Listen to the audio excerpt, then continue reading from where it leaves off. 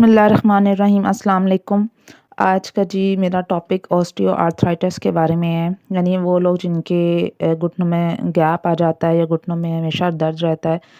तो आज मैं बताऊंगी उन्हें किन-किन क्या-क्या करना चाहिए जिससे वो अपने इस मर्ज़ से जो है निजात हासिल कर सकते हैं।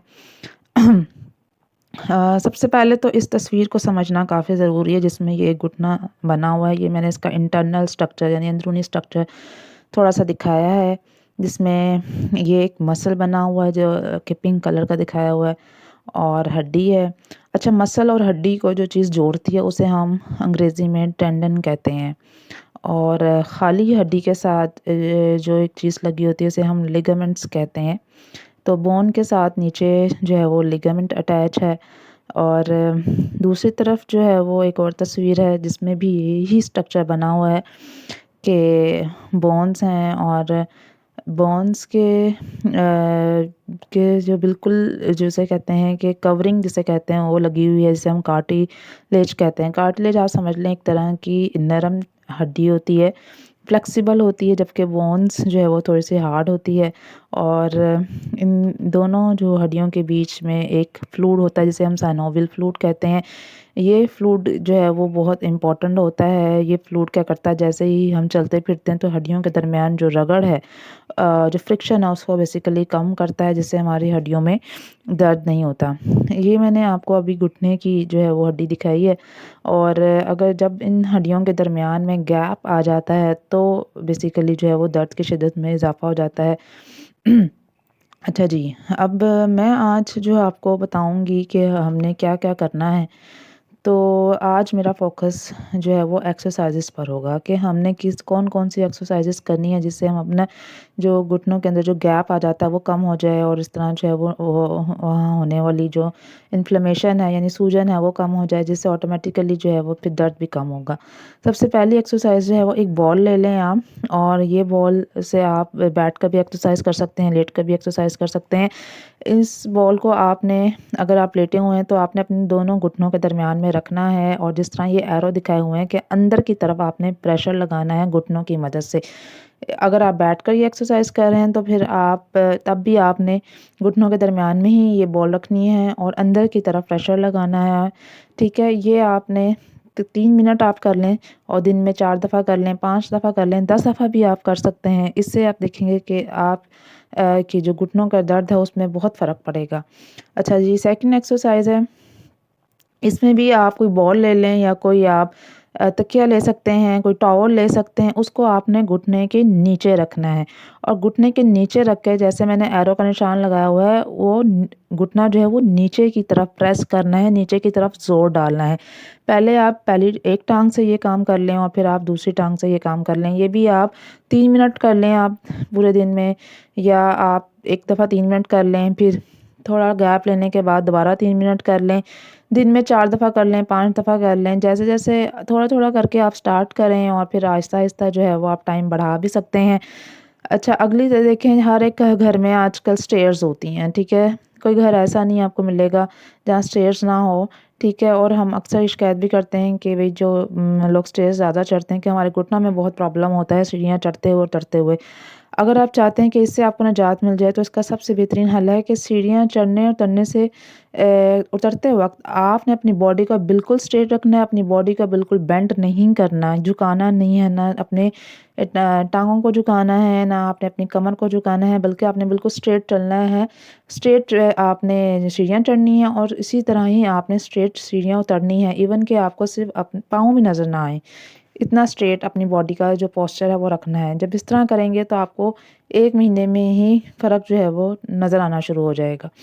अगली एक्सरसाइज़ आप ऐसे कर सकते हैं कि आप एक चेयर पे बैठ जाएँ और अपनी एक टाँग को ज़मीन पे रखें और दूसरी टाँग को फैला लें, ठीक है? और इसको हम नी एक्सटेंशन एक्सरसाइज़ कहते हैं। इससे क्या जब आप टाँग को फैला लेंगे तो अपने पंजे को अंदर की तरफ जो है वो आपने पुश करना है या उसको ज़ोर लगाना है। इससे क्या होगा, आपके जो थाई पे भी प्रेशर पड़ेगा, यहाँ के जो मसल्स हैं वो स्ट्रॉन्ग होंगे। और पहले एक टाँग का कर लें और फिर दूसरी टाँग का कर लें। ये भी आप 3 मिनट तक कर लें और चाहे दिन में 5 दफ़ा कर लें, 6 दफ़ा कर लें। आहिस्ता-आहिस्ता टाइम आप बढ़ा दे सकते हैं। नेक्स्ट एक्सरसाइज़ ये है कि आप ज़मीन पर लेट जाएँ और अपनी टाँगों को बिल्कुल दीवार के साथ लगा के स्ट्रेट कर लें।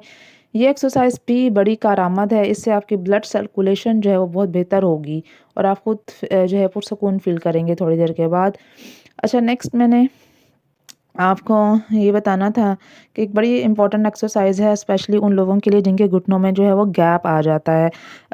उनको चाहिए कि वो एक चेयर पे बैठ जाएँ और इस ऐसी चेयर पे बैठे हैं जिस पे बैठकर उनके जो पाँव हैं वो ज़मीन पर ना लगें, ठीक है? बल्कि हवा में लटक रहे हों। उसके बाद उन्होंने अपने दोनों टाँगों पे 6 पाउंड का जो है वो वज़न बाँधना है। एक हर टाँग पे 6-6 पाउंड का वज़न बाँधना है। उसके बाद अपनी टाँगों को लटकाए रखना है और साथ ही एक गर्म पानी की बोतल ले लेनी है। हल्का-हल्का टाँगों को भी हिलाना है, साथ-साथ गर्म पानी की टकोर भी करनी है।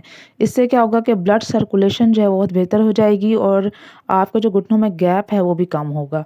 ये एक्सरसाइज़ भी काफ़ी कारआमद है और हो सकता है शुरू में जब आप अपने पाँव पे वज़न बाँधें तो आपके टाँगों में दर्द बढ़ जाए या खिंचाव बढ़ जाए या हो सकता है कि आपको ये सूट ना कर रहा हो। लेकिन जैसे-जैसे टाइम गुज़रता जाएगा, टाँगों को आदत हो जाएगी और शुरू में थोड़ा-सा आप 1-2 मिनट के लिए कर लें, चाहे ये एक्सरसाइज़ 3 मिनट के लिए कर लें, लेकिन आहिस्ता-आहिस्ता आप खुद फ़ील करेंगे कि आपको इस एक्सरसाइज़ से जो है वो फ़र्क पड़ना शुरू हो गया है। लास्ट में मैंने आपको ये 7 किस्म की एक्सरसाइज़ेज़ दिखाई हैं, ठीक है? आप इनमें से कोई भी 2 या 3 या कोई भी एक एक्सरसाइज़ दिन में कर सकते हैं, लेकिन 3 मिनट के लिए कर लें, लेकिन फिर वही एक्सरसाइज़ फिर आप जो है वो 5 घंटे बाद दोबारा कर लें, 4 घंटे बाद दोबारा कर लें, यानी दिन में आप 4-5 मरतबा ये एक्सरसाइज़ करें।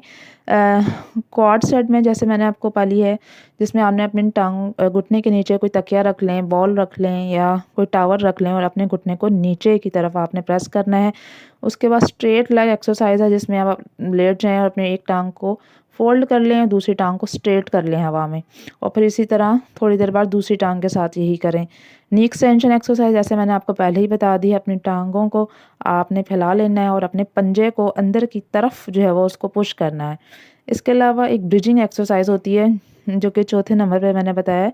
ब्रिजिंग एक्सरसाइज़ जो है वो बड़ी इंपॉर्टेंट एक्सरसाइज़ है जिसमें आप लेट जाएँ और अपनी कमर का निचला हिस्सा जो है वो आपने उठाना है। ये ना सिर्फ़ आपकी घुटनों के लिए बड़ी इंपॉर्टेंट है बल्कि स्पेशली वो औरतें जिनको सी सेक्शन होता है और वो इस चीज़ की कंप्लेन करती हैं कि उनके कमर के निचले हिस्से में काफ़ी पेन है, तो वो ये अगर एक्सरसाइज़ करें तो उससे काफ़ी फ़र्क पड़ेगा।